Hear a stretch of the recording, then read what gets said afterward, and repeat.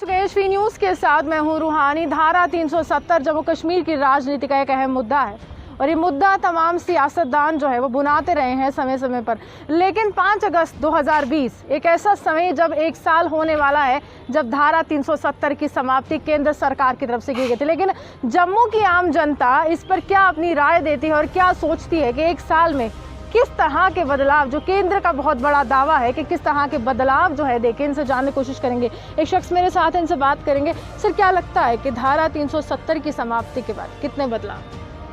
देखिए, धारा 370 की बात की है, लेकिन जो मैं आपसे बात कहना चाहता हूँ कि 5 अगस्त को जम्मू कश्मीर जो है कि पूर्ण क्या था कि राज्य था, उसको तोड़ के जिस तरीके से उसको केंद्र शासित प्रदेश बनाया गया, वो जम्मू कश्मीर की आवाम के साथ एक बहुत बड़ा धोखा था।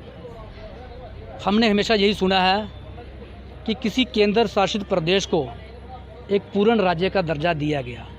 कभी ऐसा नहीं सुना था कि एक पूर्ण राज्य को तोड़ के उसको कि केंद्र शासित प्रदेश बनाया गया है। ये जम्मू कश्मीर की आवाम के साथ एक धोखा था।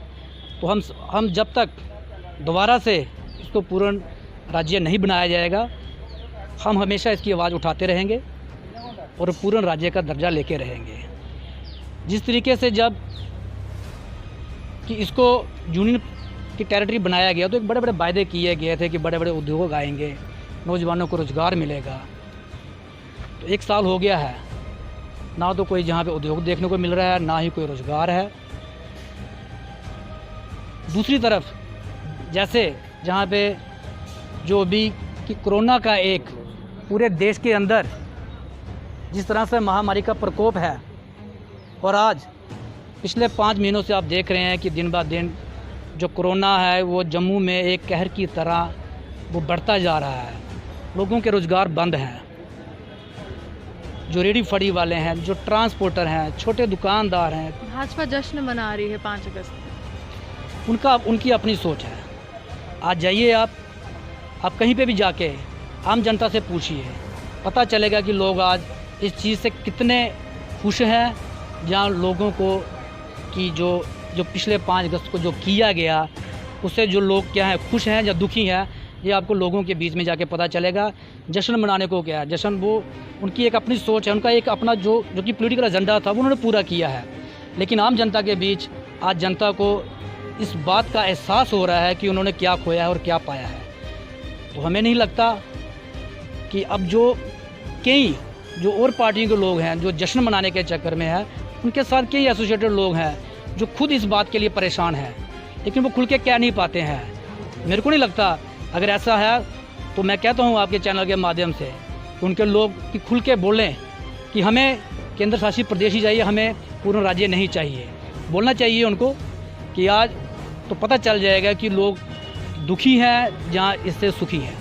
कुछ और लोग मेरे साथ जुड़ चुके हैं, इनसे जानने की कोशिश करें। क्या लगता है कि धारा 370 की समाप्ति के बाद जम्मू कश्मीर ने क्या खोया और क्या पाया? देखिए, धारा 370 टूटने के बाद जो इसका सबसे बड़ा प्रभाव जो जम्मू कश्मीर की आवाम के ऊपर पड़ा, उसका जवाब तो खुद ही धारा 370 टूटने के 10 दिनों के बाद डॉक्टर निर्मल सिंह जी ने दे दिया था। डॉक्टर निर्मल सिंह जी ने ठीक धारा 370 टूटने के 10 दिनों के बाद एक ट्वीट किया था जिसमें उन्होंने कहा था कि जम्मू कश्मीर की लैंड की हिफाजत होनी चाहिए, जम्मू कश्मीर की जॉब्स की हिफाजत होनी चाहिए, जम्मू कश्मीर के कल्चर की हिफाजत होनी चाहिए। जब भारतीय जनता पार्टी में बैठे हुए और उच्च पदों में बैठे हुए लोग ये समझते थे कि जो उससे पहले प्रावधान थे, जो उससे पहले या कानून थे, जो special right Jammu Kashmir state को मिला हुआ था, वो ज़रूरी था। और वो राइट क्या था? वो जम्मू कश्मीर के विशेष पहचान को सिक्योर करता था, वो जम्मू कश्मीर की जॉब्स को सिक्योर करता था, वो जम्मू कश्मीर की लैंड को सिक्योर करता था। उन सभी पर विदाउट जम्मू कश्मीर के जो स्टेक होल्डर्स थे, उन सब लोगों को विदाउट कंसर्न में, विदाउट विश्वास में लिए गए इस जो विशेष पहचान जम्मू कश्मीर को मिली हुई थी, उस पहचान को भारत सरकार ने तोड़ने का काम किया और जम्मू कश्मीर की विशेष पहचान को बिल्कुल डिस्ट्रॉय करने का काम किया। जम्मू कश्मीर के युवाओं के लिए किस तरह से इतिहास रचा गया है, किस तरह से विकास की धारा? देखिए, जहाँ तक आप कह रहे हैं कि जम्मू कश्मीर के युवाओं के लिए किस तरह से विकास रचा गया है, जम्मू कश्मीर जो फ्लड गेट, जम्मू कश्मीर के दरवाज़ों को खोल दिया गया है बाहर की रियासतों के लोगों के लिए। आप देखिए, आज जो हमारा PRC था, जो हमारी एक पहचान थी उसको ख़त्म करके उसके नाम पर डोमिसाइल लाया गया, और डोमिसाइल के माध्यम से उन लोगों को यहाँ नागरिक बनाया जा रहा है जिनका जम्मू कश्मीर से कोई वास्ता नहीं है। आज अपनी पहचान को साबित करने के लिए जम्मू कश्मीर का युवा लाइनों में खड़ा हुआ है। आज 50 डिग्री टेम्परेचर में आप जाइए तहसीलों के बाहर, SDM ऑफिस के बाहर जाइए, अपनी ही पहचान बताने के लिए जम्मू कश्मीर के युवा को अपने लाइन में खड़ा कर दिया है। तो इससे बड़ी और इससे बुरी बात क्या हो सकती है? धारा 370 की समाप्ति के बाद जम्मू कश्मीर को कितना नुकसान हुआ, कितना फ़ायदा हुआ? देखिए, नुकसान और फ़ायदा ये बाद की बात है। पहले इस चीज़ को आपको देखना चाहिए कि इससे किन लोगों का बुरा हुआ है, किन लोगों का भला हुआ है। स्टेट के माध्यम से देखा जाए तो स्टेट के लिए अच्छा हुआ है, एक जिहादी के हाथों से इस स्टेट को बचाया गया है। जिस हिसाब से जम्मू की आबादी को एक अलग तरीके से बदलने की कोशिश की जा रही थी, और उसमें एक मेन जो कारण था वो था 370 और 35। 370 और 35 से टूटने के बाद एक भारत में स्टेट का विलय हुआ है। अखंड भारत की ओर हमारा जम्मू कश्मीर बढ़ा है, भारत एक अखंड भारत की ओर बढ़ा है। अब फायदे और नुकसान में ये चीज़ है कि जिसको लगता है कि मेरा सब कुछ गया, उसको अपने हिसाब से नुकसान है। जिसको लगता है कि नहीं, राष्ट्र के साथ एक स्टेट जुड़ी है, तो उसको अपने आप से बेनिफिट मिलता है। बाकी ये छोटी मोटी चीज़ें जो रहती हैं वो चलती रहेंगी और आती रहेंगी, जाती रहेंगी, इसमें कोई विकल्प नहीं। जो चीज़ आ रही है, नुकसान एक पर्सनल आदमी का होता है, लेकिन अगर उस नुकसान में मेरे राष्ट्र का हित है तो उसमें मैं खुश हूँ। आपको क्या लगता है कि कितना नुकसान और कितना फ़ायदा धारा 370 की समाप्ति? देखिए, अभी तक इसके फ़ायदे गिनाने वाली तो अभी ये तो बड़े टू अर्ली है, ये काफ़ी जल्दबाजी होगी। अभी इसके साल फ़ायदे हो चुका है, जश्न का माहौल है भाजपा के केंद्र। देखिए, खुशी तो हमारे मन में बहुत है, हर्षोल्लास भी है। कल आप देखिएगा कि जिस प्रकार ये 5 का तारीख जो एक पंचामृत जो तारीख बनी है कि एक ऐतिहासिक तारीख बन गई है। देश तो 1947 को आज़ाद हुआ था, तो सही मायने में अगर जम्मू कश्मीर की या राष्ट्रवादियों की जो एक आज़ादी, जो जिहादी मानसिकता के अंदर जो जिन जकड़न में जो लोग थे हमारे जम्मू के राष्ट्रवादी, उनकी आज़ादी का जो दिन है वो कल 5 अगस्त को पूरा भारतवर्ष मनाएगा, खासकर हमारा जम्मू प्रदेश। तो इसे देखिए कैसी बात है कि जम्मू वाले लोग जो है इसको 370 और 35 के टूटने का एक जश्न के रूप में मना रहे हैं, और वही उसके विपरीत कश्मीर में वो इसे मातम के तौर पे ले रहे हैं। ना जाने क्यों मुझे नहीं लगता कि उनको यहाँ तो आदत सी हो चुकी थी, या उनको इस प्रकार से उनका मनोवैज्ञानिक या मनोचिकित्सक रूप से उनको ऐसे दिमाग में गुटी घोल के पिला दी गई थी कि यही जो धारा है, अगर ये धारा टूट जाएगी तो आपने सुना होगा महबूबा के बयान, मिट जाओगे, कट जाओगे, तिरंगा उठाने वाला नहीं रहेगा।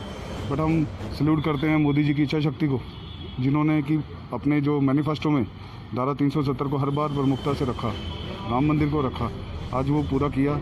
कल वो शुभ दिन है।